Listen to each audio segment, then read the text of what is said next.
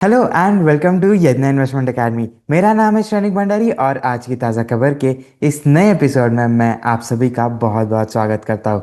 तो चलिए हमेशा की तरह वर्ल्ड इकोनॉमी के साथ आज की इस वीडियो की शुरुआत करेंगे। लेकिन उसके पहले मैं आपको बता दूं कि इस वीडियो को एंड तक ज़रूर देखना, बिकॉज इस वीडियो के एंड में हम साइकोलॉजी ऑफ मनी इस बुक के कुछ इंपॉर्टेंट लेसन्स आपके साथ शेयर करने वाले हैं। So moving on to our global news section, यहाँ सबसे पहली न्यूज़ है रिगार्डिंग जापानीज मार्केट की। अगर आप एशियन मार्केट्स को देख रहे हो, साउथ कोरिया को देख रहे हो, जापान को देख रहे हो, तो एक साल में, पिछले एक साल में काफ़ी अच्छी रैली इन सभी स्टॉक मार्केट्स ने दी है। एंड जैसे हमने साउथ कोरिया में ये एक न्यूज़ पहले सुनी थी कि साउथ कोरिया में लोग प्लाज्मा बेच करके they are investing in stock markets, and ऐसे ही कुछ इरेशनैलिटी अभी जापानीज मार्केट में भी देखने को मिली है। सो जापान में जो मार्जिन बाइंग हो रही है, सो इन इट्स हिस्ट्री, तो जब 1994 से जब से ये डेटा रिकॉर्ड होने लगा है, तो तब से अब तक ये सबसे बड़ा मार्जिन नंबर यहाँ पे टोक्यो स्टॉक एक्सचेंज पर देखने को मिला है। दैट इज़ अराउंड 6.5 ट्रिलियन येन। यानी कि अगर हम डॉलर्स के टर्म्स में बात करें तो लगभग 40 बिलियन डॉलर्स का मार्जिन ट्रेडिंग यहाँ पे Japanese people they are doing this kind of activities. Now अगर हम ये जापान का मार्जिन रेशियो देखें, सो जनरली एक लास्ट 10 ईयर का एवरेज अगर हम देखें, एक लॉन्ग टर्म एवरेज देखें, तो it is somewhere around 4 times. वहीं पे ये करंट जो जापान का मार्जिन रेशियो है, now it has risen to 6 to 8 times across the broader markets. And कुछ कुछ स्टॉक्स जैसे कि जो सेमीकंडक्टर स्पेस में कुछ स्पेसिफिक स्टॉक्स है, सो उन स्टॉक्स में लगभग 12x का मार्जिन रेशियो हो चुका है, राइट। सो एक बहुत ज़्यादा स्पेक्युलेटिव नेचर इस मार्केट्स में देखने को मिल रहा है। एंड यहाँ पे अगर होगा क्या, लेट सपोज अगर स्टॉक मार्केट्स क्रैश हो जाते हैं फ्रॉम दिस पॉइंट ऑनवर्ड्स, तो जो लोग मार्जिन कॉल लेकर के, यानी कि जो लिवरेज इन्वेस्टिंग कर रहे हैं, सो उन्हें जो स्टॉक का लॉस है वो तो एब्जॉर्ब करना ही पड़ेगा, प्लस जो उनका डेट है यहाँ पे, बिकॉज मार्जिन आप ले रहे हो तो वो डेट भी रीपे करना पड़ेगा, एंड उस पर जो इंटरेस्ट वगैरह पोर्शन आएगा, so that is again a very big double edge sword, right. अगर आप if you are trading with margin, because overall markets बहुत ही पॉजिटिव है, आप 70% के रिटर्न्स अगर एक साल में अगर किसी मार्केट में देख रहे हो, एंड उसके बाद अगर आप if you are investing too much, you are heavily invested, and वहाँ से करेक्शंस आते हैं, तो it could be a very dangerous situation. So and जब we know, because we have been managing people's money, so we understand कि as a retail investor ये जो recency बायस होता है वो हमारे डिसीजंस को कितना इरैशनली बेंड कर सकता है, that is what is being seen in Japanese markets currently. So एक टर्म है जो हम हमारे ऑफिस में काफ़ी यूज़ करते हैं, दैट इज जोमो, यानी कि जॉय ऑफ मिसिंग आउट। तो अगर कहीं इरैशनलिटी दिख रही है या फिर कोई चीज़ अगर आपकी कंसेंसस में नहीं बैठती है, तो वो ना करें, बिकॉज वहाँ पे जो रिस्क होते हैं वो काफ़ी ज़्यादा हो सकते हैं। It could be very adverse. यहाँ पे कैपिटल इरोजन नहीं, बल्कि ओवरऑल नेटवर्थ का पूरा इरोजन हो सकता है, not just the invested capital. So this is very dangerous जो जापानीज मार्केट में चल रहा है। Even we have seen similar things happening in Taiwan market, South Korea markets. तो ओवरऑल जहाँ पे भी ये सेमीकंडक्टर ड्रिवन रैली बहुत आई है, तो उन सभी मार्केट्स में ये इरेशनलिटी हमें अभी देखने को मिल रही है। Moving on to the Indian economic news, so India का जो सबसे पहला बड़ी न्यूज़ जो हमारी आज देखनी है, that is regarding India's fiscal deficit. So India का जो फिस्कल डेफिसिट का नंबर आया है, that is around 1.62 lakh crore, यानी कि ओवरऑल जो बजटेड एस्टिमेट है उसका 9.6% का फिस्कल डेफिसिट फर्स्ट 2 मंथ्स में अभी तक के रिकॉर्ड हो चुका है। यानी कि अप्रैल और मई मंथ में 9.6% ऑफ द टोटल जो बजटेड डेफिसिट था उसका लगभग 10% इस मंथ में आ चुका है, इन 2 मंथ्स में आ चुका है। अगर हम यही चीज़ लास्ट ईयर देखें तो इन 2 मंथ्स में लगभग सिर्फ 0.8% का ही फिस्कल डेफिसिट था। सो यहाँ से एक बहुत बड़ा वाइडनिंग देखने को मिला है। अगर हम टोटल रिसीट्स की बात करें, यानी कि हमारी इकोनॉमी की इनकम की बात करें, तो लगभग 7.19 लाख करोड़ का रिसीट्स यहाँ पे गवर्नमेंट को हुआ है। ओवरऑल एक्सपेंडिचर की अगर हम बात करें तो 8.81 लाख करोड़ के एक्सपेंडिचर्स गवर्नमेंट ने इस इन 2 मंथ्स में अभी तक के रिकॉर्ड किए हैं। अगर हम परसेंटेज टर्म्स की बात करें in comparison with the fiscal target, यानी कि फुल ईयर अगर FY 27 की बात करें तो जो बजटेड टारगेट्स है तो revenue have been around 20%, whereas expenditure have been on the lower side which is around 16.5%। Overall revenue जो है 7.19 लाख करोड़ का, उसमें जो रेवेन्यू रिसीट्स है वो लगभग 7 लाख करोड़ की है, जिसमें 3.48 lakh crore is tax revenue and the other major portion that is 3.51 lakh is non tax revenue.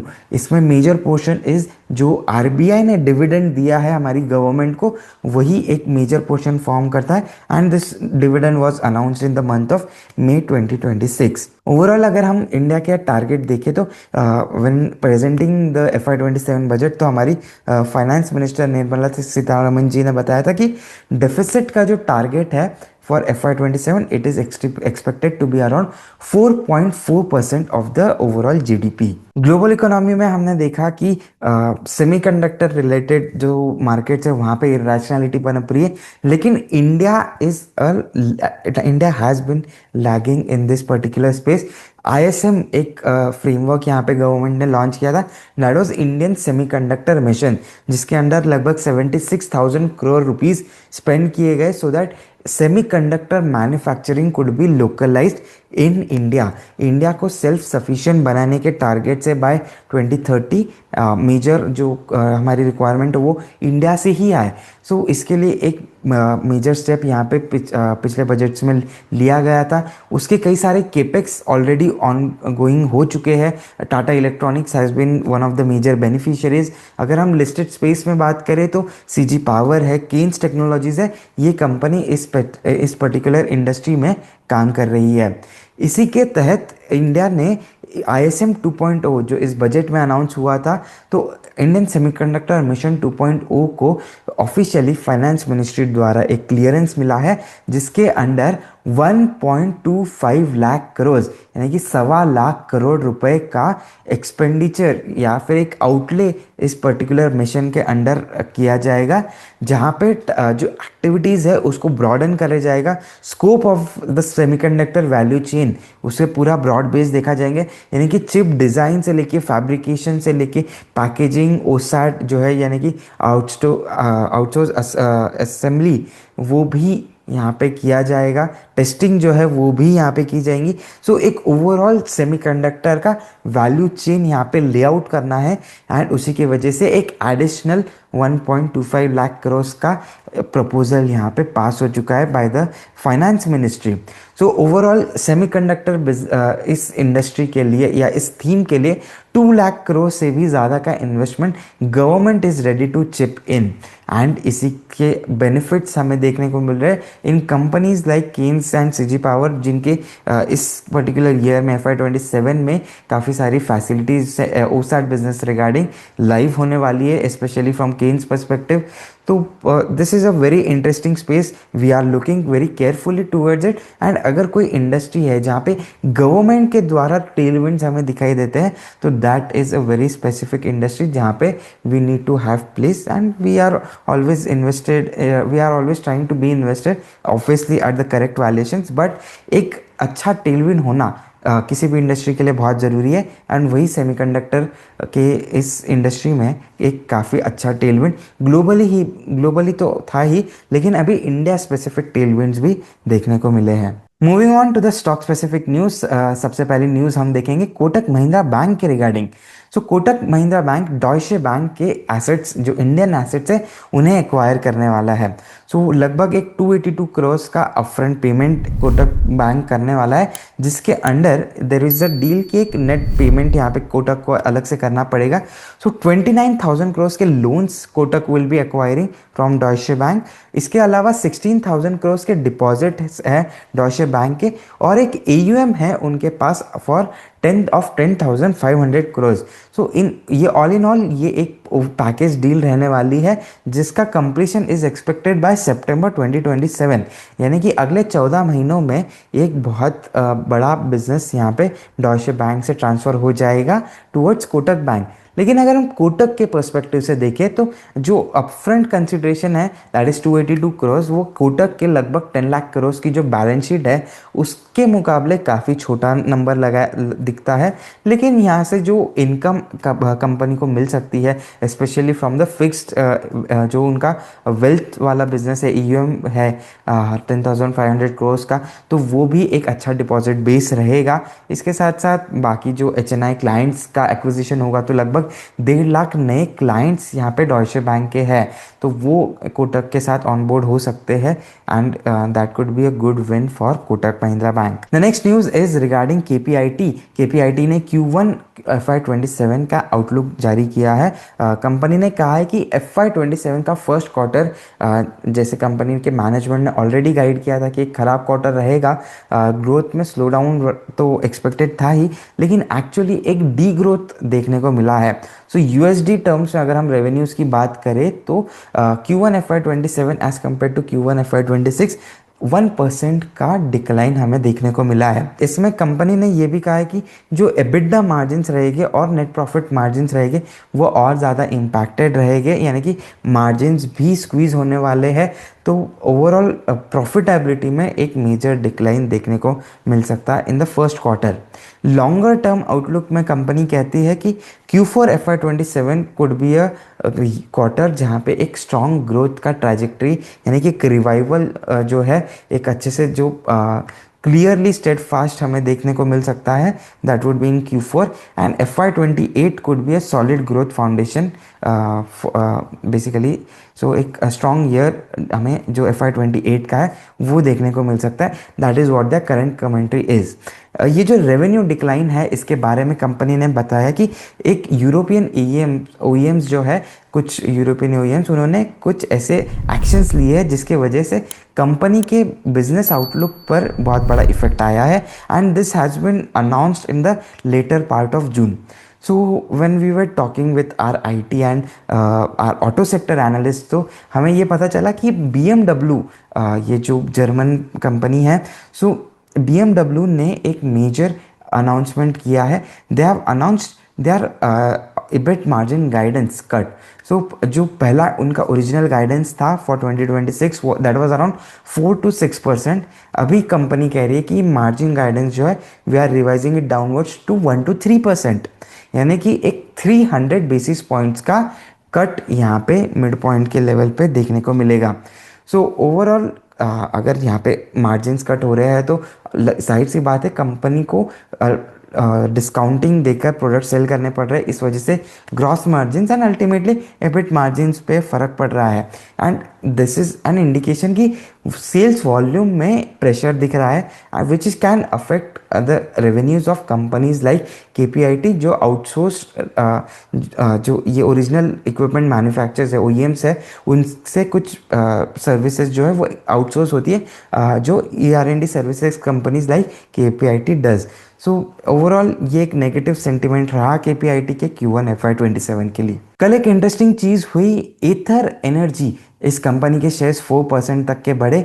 Ola Electric was up by around 8 to 9%। So इसका मेन रीज़न ये दोनों स्टॉक्स में जो स्ट्रॉन्ग जंप देखने को मिला एंड काफ़ी सारे अदर ईवी डिपेंडेंट स्टॉक्स है उनमें भी रैली देखने को मिली। उसका कॉज था दिल्ली कैबिनेट की ईवी पॉलिसी जो उन्होंने अनाउंस की थी मंडे को। सो उसके बाद कल यहाँ पे स्टॉक्स में एक हलचल देखने को मिली, पॉजिटिव ट्रैक्शन आया। सो दिल्ली गवर्नमेंट ने बोला कि 30 लाख से नीचे की जो भी व्हीकल्स रहेगी इलेक्ट्रिक व्हीकल्स, तो उन पे 100% एग्जेम्पशन होगा road tax and registration fees पे, यानी कि कॉस्ट जो है, इफेक्टिव कॉस्ट जो है बायर के पर्सपेक्टिव से वो काफ़ी ज़्यादा कम हो जाएगा।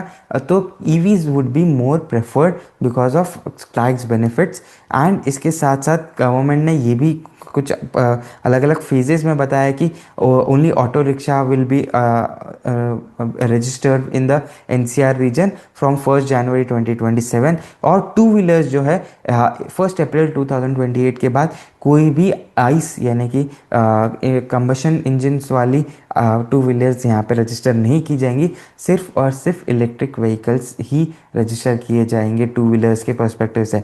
सो ये 2028 यानी कि लगभग 2 साल बाद से शुरू होगा। लेकिन जो पॉजिटिविटी आई है that is because of an expectation as well कि जो दिल्ली गवर्नमेंट ने कर रही है, because energy sufficiency, crude oil पे डिपेंडेंस कम करने की बात हो रही है इंडियन गवर्नमेंट के पर्सपेक्टिव से। एंड एक मेजर शिफ्ट यहाँ पे अगर पॉलिसी में देखने को मिला है from one of the state या यूनियन टेरिटरी, तो इसके कैस्केडिंग इम्पैक्ट अगर दूसरे स्टेट्स में भी आते हैं, so it could also be positive for these two companies जो इस pure play EV manufacturing companies है। Next news is regarding Taril, that is Transformers and Rectifiers India Limited. इस कंपनी को पावर ग्रिड के द्वारा एक अल्ट्रा मेगा ऑर्डर दिया गया है।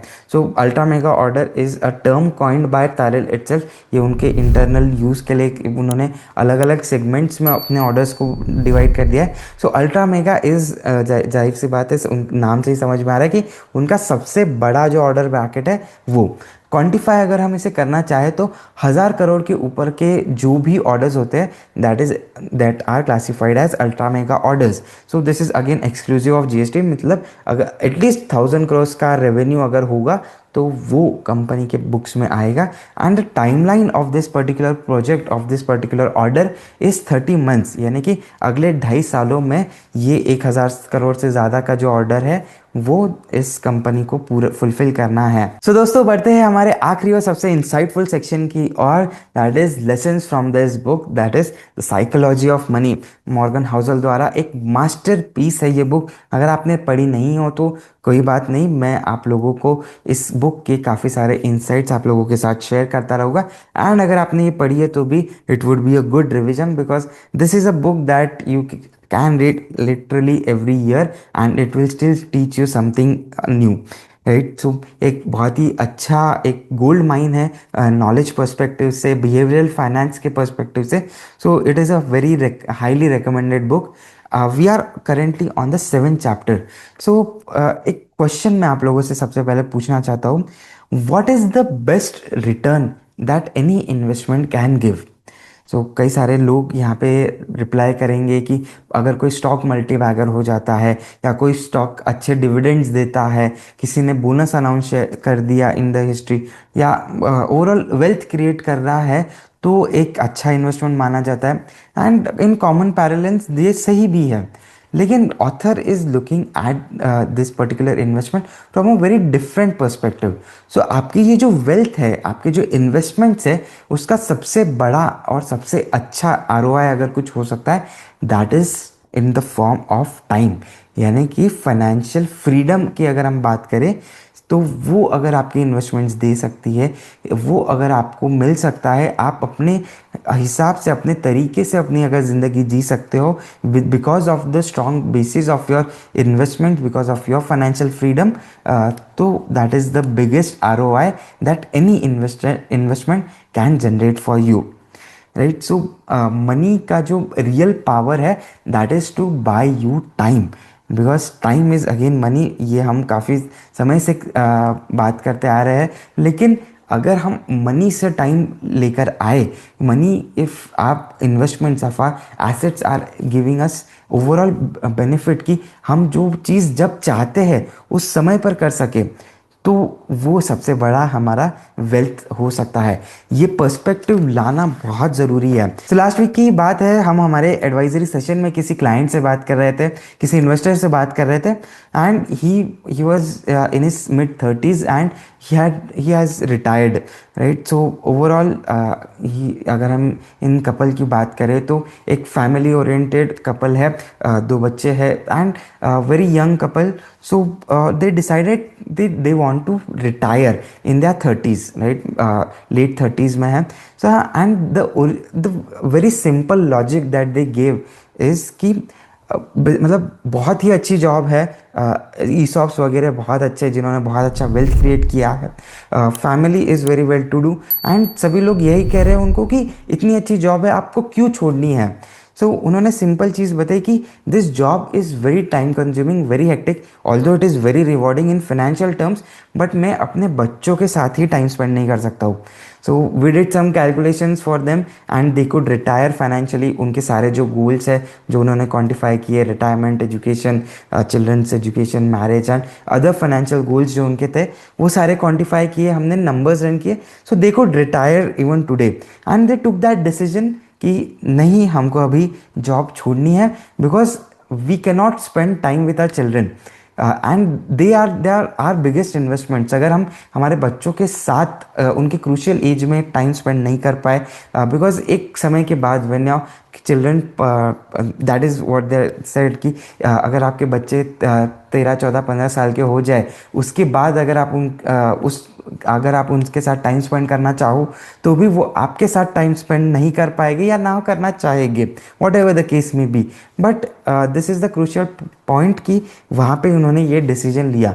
अगर उनके पास एसेट्स है, again this is not an advice कि हर किसी ने 35, 38 में जाकर रिटायर होना है। सो ओवरऑल ये जो हमारा वेल्थ है, इसके पीछे हम लोग भागते रहते हैं, we work hard, we are trying to create wealth, but it is also important to understand कि ये जो मनी मेकिंग का गेम है, इसको कब स्टॉप करना है and when we have to cash in. So हमारे ये इन्वेस्टर ने ये भली भांति ये चीज़, ये लेसन प्रैक्टिकली उन्होंने अपनी लाइफ में इनकॉर्पोरेट किया।